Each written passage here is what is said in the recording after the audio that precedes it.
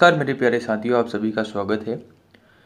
जितने भी मेरे साथी एसबीआई क्लर्क के एग्ज़ाम की तैयारी करने जा रहे हैं, ये वीडियो उन सभी के लिए बड़ा ही महत्वपूर्ण होने वाला है।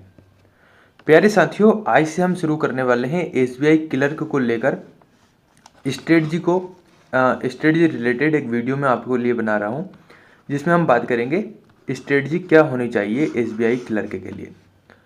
अगर आप पहली बार इस एग्ज़ाम की तैयारी करने जा रहे हैं और आप फ्रेशर की गिनती में आ रहे हैं, जिसे हम कह सकते हैं बिगिनर बोल सकते हैं, अगर आप उस गिनती में आ रहे हैं तो यकीन मानिए इस स्ट्रेटजी के हिसाब से चल लीजिए, आपका बेड़ा पार हो जाएगा, आपका सिलेक्शन हो जाएगा।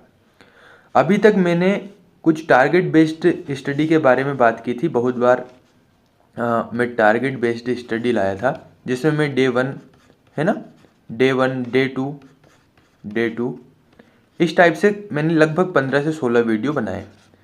लेकिन मैंने ये देखा कि विद्यार्थियों का वो रिस्पॉन्स मुझे मिला नहीं। मुझे लगा कि शायद उनकी तैयारी इस तरीके से पूर्ण तरीके से चल नहीं पा रही। तो मैंने आप सभी के लिए विशेष रूप से पहली बात तो ये सोचा है कि मैं आपके लिए 60 डेज का एक टारगेट प्लान लाऊं। इसमें मैंने सोचा है कि 60 डेज के इस टारगेट प्लान में आपको मैं डेली बेस पर बताऊं कि आज आपको क्या करना है, और इस तरीके से आपका प्री निकल जाए, उसके बाद मेंस की तैयारी भी बहुत अच्छे ढंग से हो जाए। अगर आप चाहते हैं कि मैं इस 60 डेज़ के हार्ड चैलेंज को यहाँ पर बात करूँ, इसके बारे में चर्चा करूँ, इसके बारे में वीडियो बनाऊँ और आपकी मदद करूँ, तो आपको कमेंट करना है। दूसरी बात ये कि कई बार क्या होता है कि हम वीडियो, जैसे मैंने वीडियो बनाया मान लेते हैं, आपने इस वीडियो को देखा, आपने इस वीडियो को देखने के बाद आपके मन में डाउट भी आएंगे कि सर ऐसा क्या हो सकता है, इसके लिए क्या समाधान हो सकता है, क्या हम करें। तो मैं कोशिश ये कर रहा हूँ कि एक टेलीग्राम या तो ग्रुप चैनल शुरू कर सकते हैं, या एक यहाँ पर हम बात कर सकते हैं कि टेलीग्राम एक चैनल शुरू कर सकते हैं, जिसमें आप मुझसे जुड़ सकते हैं और वहाँ पर मैं आपके क्वेश्चंस का जो समाधान है वो कर सकूँ। एक बात तो ये हो सकती है। दूसरी चीज़ हम ये भी कर सकते हैं कि यहाँ पर हम यूट्यूब पर ही डेली बेस लगभग तीसरे दिन या चौथे दिन, हर चौथे दिन मैं एक लाइव वीडियो लेकर आऊँ। इस लाइव वीडियो में हम बात करें कि कैसे आपको इस चीज़ का समाधान मिल सके, आपके जो डाउट है वो सभी समाप्त हो सके।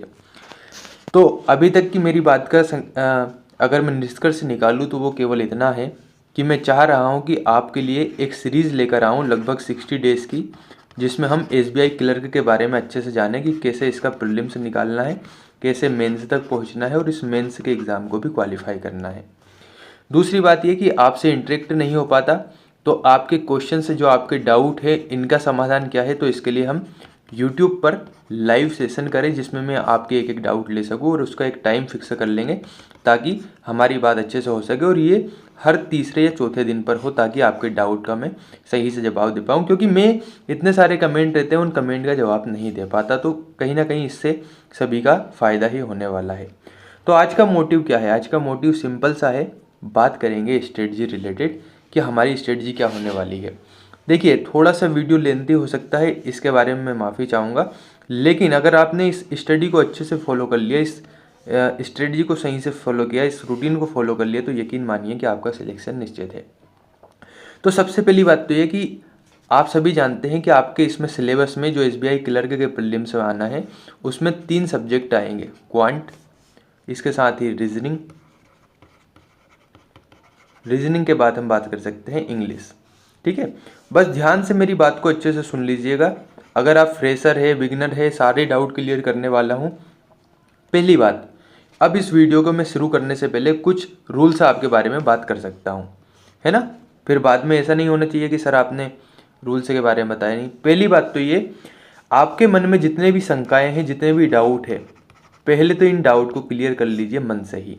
डाउट कैसे? कि मेरा सिलेक्शन हो सकता है या नहीं। अगर आपको तनिक भी इस बारे में डिसीजन लेने में समस्या आ रही है, तो मैं कहता हूँ तैयारी छोड़ दीजिए। देखिए, मेहनत अगर आप नहीं करेंगे तो सिलेक्शन नहीं होगा, ये सिंपल सी बात है, क्योंकि समय कम है, मेहनत ज़्यादा करनी होगी। दूसरी बात ये कि सिलेक्शन होगा या नहीं, कितने घंटे पढ़ने होंगे, तो यकीन मानिए 7 से 8 घंटे के बिना काम नहीं चलने वाला है। इसमें आपकी क्लासेस भी होगी, लेकिन इतना तो डेली बेस पर देना पड़ेगा। अगर आप इतना सब कुछ देने के लिए तैयार हैं, तो फिर मुझे लगता नहीं कि आपका सिलेक्शन कोई रोक सकता है। तो अगर आप इतना दे देते हैं, इतना काम अगर आप कर लेते हैं, तो आपका सिलेक्शन निश्चित है। तो चलिए बात करते हैं अब हम हमारी स्ट्रेटजी के बारे में थोड़ा सा डिटेल में, ठीक है। पहली बात आती है क्वांट की, रीजनिंग की और इंग्लिश की। लेकिन इसके पहले बात ये आनी चाहिए कि सर कितने मार्क्स टारगेट करने पड़ेंगे। तो सिंपल सी एक थ्योरी है, सिंपल सी बात है। वैकेंसी चूंकि हो सकता है इस बार बढ़कर आए या कुछ भी हो, लेकिन हम ये मानकर चलते हैं अगर आप 75 प्लस स्कोर कर लेते हैं, आपके मॉक्स में 75 नंबर या 90 प्लस परसेंटाइल आने लगती है, परसेंटाइल अगर आने लगती है तो आपका सिलेक्शन निश्चित है। तो अब इसके लिए क्या करना पड़ेगा, तो देखिए मैं एक नंबर का यहाँ पर बंटवारा करता हूँ कि किस सब्जेक्ट में कितने नंबर ला सकते हैं। सबसे पहली बात करते हैं इजी सब्जेक्ट जो हर कोई पसंद करता है, रीजनिंग। रीजनिंग में अगर आप 33 या 34 नंबर ले आए, अब कुछ लोग कहेंगे अरे तौबा तौबा सर ये क्या बात कर रहे हो, 33 से 34 नंबर ला सकते हैं। बिल्कुल ला सकते हैं और बहुत सिंपल वे में ये नंबर आ सकते हैं। डिटेल में बात करेंगे लेकिन थोड़ा इसको समझिए। क्वांट की बात करेंगे, अगर आप 25 प्लस नंबर यहाँ पर ले आए, और इंग्लिश की बात करेंगे अगर यहाँ पर आप ज़्यादा नहीं, क्योंकि कई विद्यार्थी इंग्लिश से थोड़ा सा डरते हैं, तो 15 से 20 नंबर अगर आप ले आए। मैं थोड़ा सा बता दूं नई विद्यार्थियों को जिन्हें नहीं पता है, ये जो आपका रीजनिंग है ये 35 क्वेश्चन का आता है, जिसके मार्क्स 35 होते हैं एग्जाम में। ये जो क्वांट है ये भी 35 मार्क्स का आता है, इसके भी क्वेश्चन 35 होते हैं। और इंग्लिश 30 का आता है। टोटल मिलाकर 100 क्वेश्चन, टोटल मिलाकर आपके 100 क्वेश्चंस होते हैं और 100 क्वेश्चंस 100 नंबर के यहाँ पर प्रश्न बनते हैं। तो चलिए थोड़ा हम बात करने वाले हैं अब कैसे हमारी स्ट्रेटजी होनी चाहिए। देखिए अगर आप रीजनिंग में 33 नंबर का दावा कर लेते हैं और कहते हैं कि सर मैं इस सब्जेक्ट को ऐसे रगड़ दूंगा, ऐसे घिस दूंगा कि मेरे यहाँ पर 33 नंबर निकलना बड़ा आसान हो जाएगा, तो फिर आपको सिलेक्शन लेने से कोई नहीं रोक सकता। तो हम ये मानकर चलते हैं कि आप 33 नंबर रीजनिंग में लाएंगे। फिर हम क्वांट में मानकर चलते हैं, ज़्यादा नहीं, हम केवल 25 नंबर क्वांट में मानकर चल सकते हैं। तो ये 25 नंबर क्वांट के, और इन दोनों के बीच का नंबर यानी 18 नंबर हम जोड़कर चल सकते हैं कि 18 नंबर हमारे इंग्लिश में आएंगे। एक बार हम इन नंबर को ऐड करते हैं, 3 2 5 और 1 6, 8 3 11 और 5 11 5 16, तो 76 नंबर यहाँ पर हो गए। मैं सही जोड़ रहा हूँ, 5 3 8 8 8 16 हासिल 1, 3 3 6 और 1 7, ठीक। तो आपने देखा कि कितने सिंपल तरीके से हमारे 76 मार्क्स केवल इन सब्जेक्ट से निकल के आ रहे हैं। अब यहाँ पर एक बात बहुत अच्छे ढंग से समझने वाली है। क्या होता है, कई विद्यार्थियों को मैंने देखा क्वांट को रिलेटेड एक डर रहता है। तो आप इसमें एक सामंजस्य ये कर सकते हैं कि क्वांट में अगर आप मान लेते हैं 2 से 3 नंबर कम ला रहे हैं, तो उन 2 से 3 नंबर का पूरा आपको इंग्लिश में करना होगा।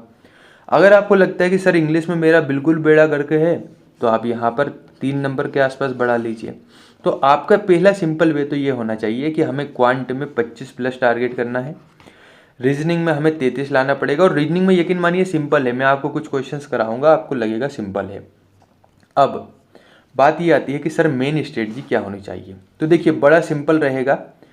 मैं आपके लिए क्या करूँगा ताकि आपको सिंपल लगे, डेली बेस पर मैं आपको एक टारगेट दूंगा, है ना, कि आज आपको इतना करना है, और केवल 60 दिन तक अगर आप इस 60 डेज तक आप इसे कर लेते हैं तो आपका सिलेक्शन हो जाएगा आसानी से, अगर आप मेहनत करते हैं। दूसरी बात ये, जो क्वांट वाला सेगमेंट है इसमें आपको क्वेश्चंस को चुनना होगा। कैसे, देखिए लगभग 15 नंबर के आसपास आपका आएगा स्पीड मैथ, हो सकता है इससे ज़्यादा आए। तो स्पीड मैथ 15 से 20 नंबर का आएगा। अगर 15 नंबर का स्पीड मैथ आया तो 10 नंबर की DI आ जाएगी, डेटा इंटरप्रिटेशन, 2 क्वेश्चंस। अगर 20 नंबर का आया तो हो सकता है 1 DI आए। तो हमें कोशिश क्या करनी है, क्योंकि अधिकतर विद्यार्थियों को ये डर बना रहता है मैथ्स को रिलेटेड, अगर आपसे अर्थमेटिक नहीं बनता है ना, तो आपको सिंपल सा काम ये करना है कि आपको अर्थमेटिक को छोड़कर DI प्लस यहाँ पर स्पीड मैथ वाले पोर्शन पर अच्छे से काम करना होगा।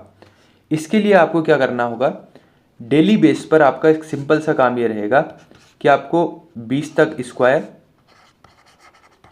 है ना, उसके साथ ही 20 तक टेबल, 20 तक टेबल।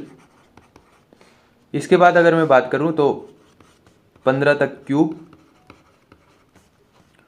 और चौथा काम ये आपको करना है जो परसेंटेज टू ये जो फ्रैक्शन कन्वर्जन वाला आता है वो वाली चीज़ें आपको अच्छे से ध्यान रखनी है। इतना ही अगर आप कर लेते हैं तो 15 से 20 क्वेश्चन आपके डेली बन जाएंगे। साथ में आपको डेली बेस पर सिंप्लीफिकेशन के 10 से 15 क्वेश्चंस लगाने पड़ेंगे।